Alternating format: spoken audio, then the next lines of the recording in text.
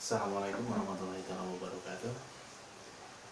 Selamat pagi, selamat siang, selamat sore, dan selamat malam bagi pemirsa sumber cerita di manapun Anda berada. Oke, untuk saat ini saya akan mencoba berbagi pengalaman bagaimana caranya kita untuk berhenti merokok. Oke.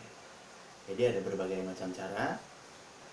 Ini diambil dari pengalaman saya pribadi, di mana saya mulai kecanduan rokok itu sekitar umur 24 tahun. Saya mulai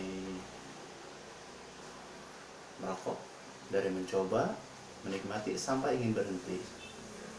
Dan dari survei saya, setiap saya bertanya ke rekan-rekan saya, ke teman saya, ataupun ke orang yang baru saya kenal sekalipun, saat saya ingin berhenti merokok, saya bertanya kepada mereka, apakah Anda ingin berhenti merokok?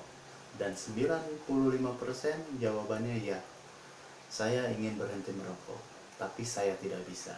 Nah, makanya dari itu saya akan membagikan sebuah pengalaman ketika saya mulai merokok dari tahun 2004 sampai tahun 2012 akhir.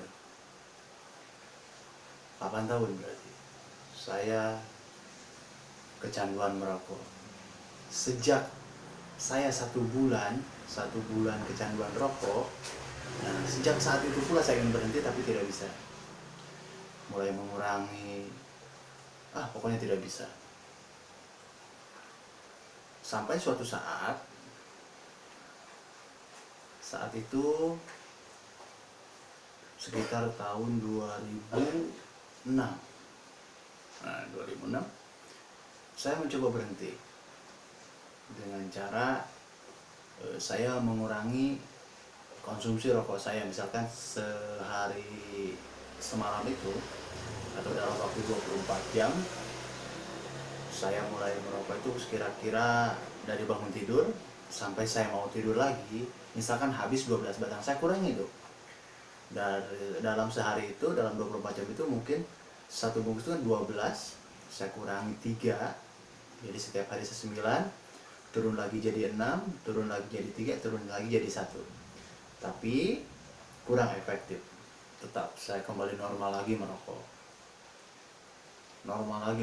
terus merokok.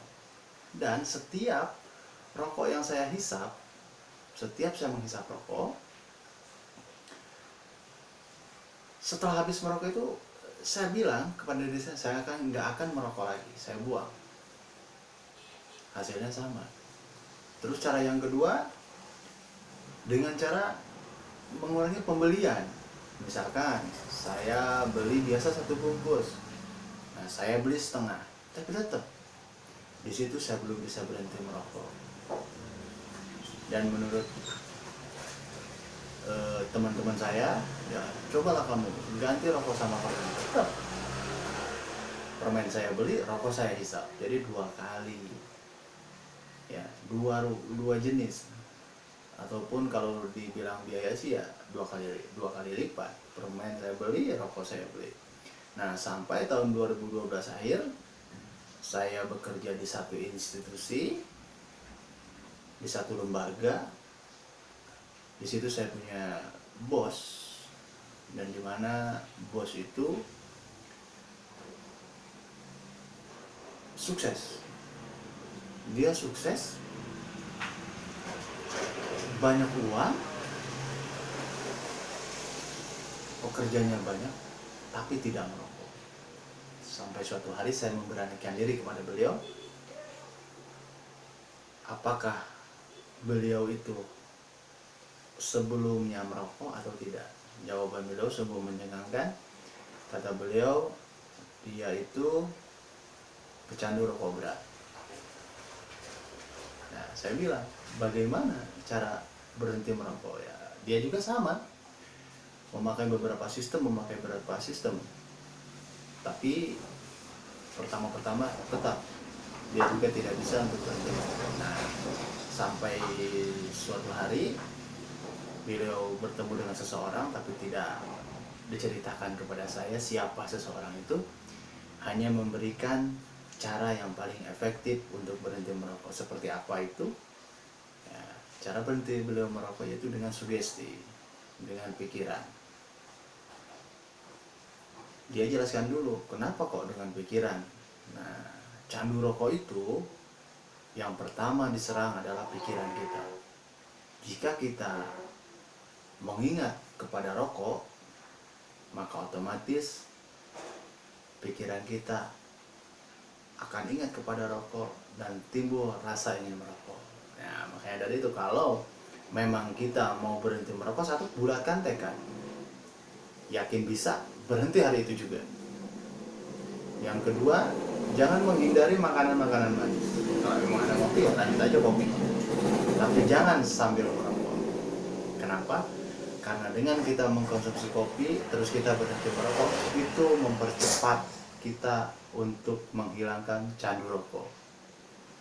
Kalau kita sudah merokok bertahun-tahun, ya, proses di paru-paru kita itu menurut ahlinya 2 tahun setelah kita berhenti merokok, setelah kita tidak mengkonsumsi rokok lagi, belum tentu bersih paru-paru kita. Tapi mudah-mudahan pemirsa di rumah cepat bisa. Ya, kalau memang ingin berhenti merokok. Dengan cara apa? Ya, dengan cara tadi, dengan cara sugesti. Seperti apa? Ya, kalau kita ingat kepada rokok, maka pikiran kita, ingatan kita alihkan ke hal yang lain. Mudah-mudahan video ini bisa bermanfaat dan sungguh indah kalau kita bisa berbagi manfaatnya. Makanya dari itu saya mohon untuk memberikan informasi-informasi bermanfaat selanjutnya, tolong di subscribe, di share, di like, di komen channel Sumber Cerita. Karena dengan channel Sumber Cerita kita bisa berbagi, bisa saling menginformasikan, berbagi ilmu, dan tentunya berbagi manfaat. Oke, sekian dulu dari saya. Assalamualaikum warahmatullahi taala wabarakatuh. Salam sehat.